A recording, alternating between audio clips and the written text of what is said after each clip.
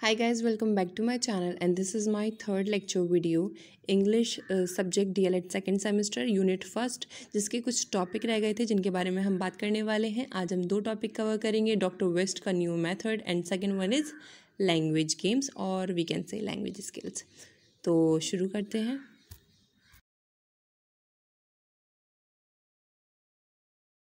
तो आपके सामने स्क्रीन पर दिखाई दे रहे हैं ये जो मेथड था वो इन्वेंट किया गया था डॉक्टर माइकल फिलिप वेस्ट के द्वारा। Basically this method against the direct method. तो सबसे पहले हमें ये भी पता होना चाहिए कि डायरेक्ट मेथड क्या है।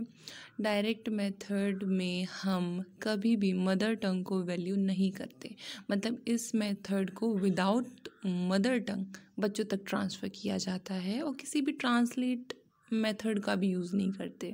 जो भी वहाँ की टारगेट लैंग्वेज है उसी में बच्चों को पढ़ाया जाता है, समझाया जाता है। अब एक तरीके से यहाँ पर ये चीज़ मैटर ही नहीं करती क्या वो बच्चों तक बात पहुँच रही है या नहीं पहुँच रही है। तो उसके अगेंस्ट में डॉक्टर वेस्ट ने अपने इस मेथड को इन्वेंट किया, जहाँ पर सबसे पहले जो फेवर किया गया वो मदर टंग का किया गया कि use of mother tongue is very necessary. तो बच्चे को खास ध्यान रखना है, जिस बैकग्राउंड से बच्चा आए वहाँ की लैंग्वेज को ज़्यादा से ज़्यादा रेस्पेक्ट दी जाए जिससे बच्चा जल्दी से जल्दी सीखे। और अगेंस्ट था डायरेक्ट मेथड के। इसकी जो भी एम था, जो भी प्रायोरिटीज़ थी, वो मदर टंग को, रीडिंग को और वोकैबलरी को ज़्यादा डेवलप करने के पीछे थी। मतलब बच्चा रीडिंग पर बहुत ज़्यादा फोकस करे। इनका कहना था कि बच्चा अगर रीडिंग करेगा तो रीडिंग से उसकी राइटिंग स्किल्स और बोलने की स्किल्स दोनों इन्हेंस होंगी। कहीं ना कहीं ये इसकी डीमेरिट भी है, क्योंकि ये चीज़ बिल्कुल भी मैटर नहीं करती कि जो बच्चा रीडिंग अच्छी कर सकता है वो बोल और लिख अच्छा सकता है। तो डॉक्टर वेस्ट ने इस मेथड को इन्हीं बेसिस पर लॉन्च किया था। इसके 3 एलिमेंट्स हैं जो आगे की स्लाइड में आपको दिखाई देंगे। और डॉक्टर माइकल फिलिप के बारे में अगर हम बात करें तो ये एक इंग्लिश लैंग्वेज टीचर थे और रिसर्चर थे। ओके, तो डॉक्टर वेस्ट के according reading is very necessary. मतलब उन्होंने इस बात पे बहुत ज़ोर दिया है, developing reading ability and silent reading. आप रीडिंग कीजिए, चाहे आप ओरली रीडिंग कर रहे हो, साइलेंट रीडिंग कर रहे हो, but reading is very important. कहीं ना कहीं बाकी की 3 स्किल्स यहाँ पर इग्नोर होती दिखाई दे रही हैं। हर किसी की अपनी एक स्पेशलिटी होती है। ज़रूरी नहीं है कि रीडिंग से ही बच्चा बोलना और लिखना सीख पाए। हाँ, ये एक तरीके से आप होप बच्चे को दे सकते हो। अगर वो बोलने और लिखने में सक्षम नहीं है तो एक पाथ है ये सिखाने का, बट यही एक सही पाथ है। This is wrong. Reading with selective vocabulary, उन्होंने इसी चीज़ को प्रायोरिटी दी और बाकी 3 स्किल्स को बिल्कुल इग्नोर किया। ओके, तो अब बात करते हैं डॉक्टर वेस्ट के जो मेथड था उसके 3 बेसिक एलिमेंट्स थे जिनके बेसिस पर बच्चे को कोई भी चीज़ पढ़ाई जाए। The first one is reading, पढ़ना बहुत कंपलसरी है। And the second one is selective vocabulary, जो भी बच्चा पढ़े उसकी सेलेक्टिव वोकैबलरी ज़रूर हो, या आप उस चीज़ को पेन डाउन कराओ, उस चीज़ को रिपीट बेसिस पर सिखाओ। And third one is use to mother tongue, mother tongue को वैल्यू करो, उसी चीज़ में पढ़ो। ओके, तो डॉक्टर वेस्ट मेथड ओवर। अब हम बात करेंगे एडवांटेज, डिसएडवांटेज और हम कह सकते हैं मेरिट या डीमेरिट्स। ठीक है, तो किसी भी चीज़ को पढ़ के कुछ उसके अच्छे साइड्स मिलते हैं, कुछ बेकार या कह सकते हैं जिन पे काम करने की अभी ज़रूरत है।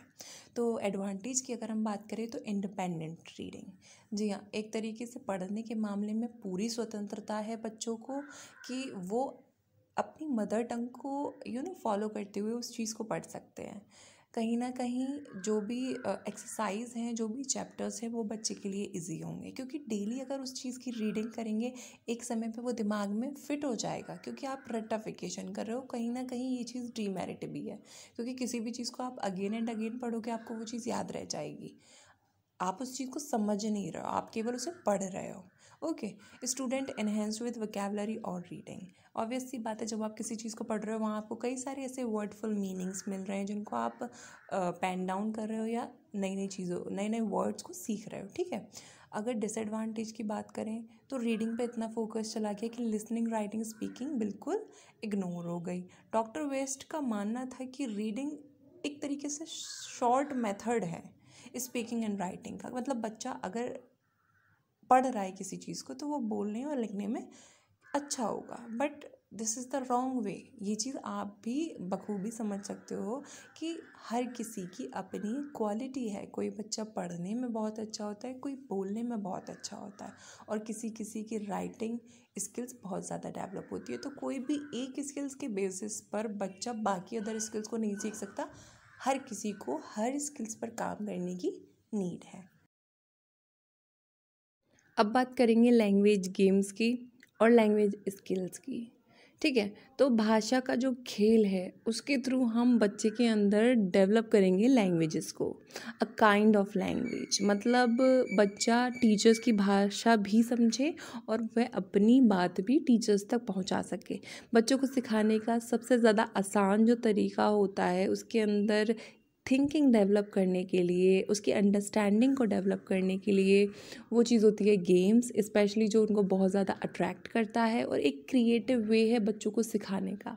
ठीक है, तो आपने देखा होगा बेसिक स्कूल में कि बच्चों को TLM के थ्रू सिखा रहे हैं, मॉडल्स दिखा रहे हैं, वीडियोज़, ऑडियोज़, इन सारी चीज़ों से बच्चों के अंदर क्रियोसिटी लाते हैं, बच्चों को इंटरेस्ट आता है और बच्चा सीखता है। ठीक उसी तरीके से कुछ लैंग्वेज गेम्स होते हैं जहाँ पर बच्चे की लैंग्वेज बहुत ज़्यादा स्ट्रॉन्ग होती है, उसकी वोकैबुलरी भी बहुत ज़्यादा स्ट्रॉन्ग होती है। यहाँ स्क्रीन पर कुछ एग्जाम्पल्स दिए हुए हैं जिसके थ्रू हम बच्चों के अंदर डेवलप कर सकते हैं लैंग्वेज को, जिससे उनकी क्रिटिकल एनालिटिकल थिंकिंग भी डेवलप होगी, बच्चे की सोचने की क्षमता स्ट्रांग होगी, उसका क्वेश्चन करने का। कई बच्चे होते हैं जो बहुत ज़्यादा शाय नेचर के होते हैं, वो इतनी जल्दी ओपन नहीं हो पाते एनवायरनमेंट में, तो उनके लिए ये गेम वाला जो जोन है वो बहुत ज़्यादा डेवलप करेगा उनकी लैंग्वेज को बढ़ाने में, उनकी लैंग्वेज को सीखने सिखाने में। आपको शायद याद होगा अंताक्षरी वाला एक गेम खिलाया जाता था अक्सर, पहले स्कूलों में ज़रूर खिलाते थे। टीचर्स एक लेटर देते थे जिसके आखिरी लेटर से हमें एक और वर्ड स्पेलिंग बतानी होती थी इंग्लिश में। तो कहीं ना कहीं ये एक वोकैबुलरी स्ट्रॉन्ग करने का तरीका था उस समय का लैंग्वेज गेम या लैंग्वेज स्किल को अच्छा बनाने का। तो यही सारे गेम्स होते हैं जिन्हें सीख कर और सिखा कर हम बच्चों की लैंग्वेज को डेवलप करते हैं। स्क्रीन पर कई सारे गेम्स दिए हुए हैं। तो आज के जो टॉपिक्स है वो यहीं ख़त्म होते हैं। Thanks for watching. Don't forget to subscribe, like, share, comment, और किसी भी तरीके का कोई भी डाउट, क्वायरी कुछ भी हो आप कमेंट बॉक्स में मुझसे पूछ सकते हो। Thank you so much.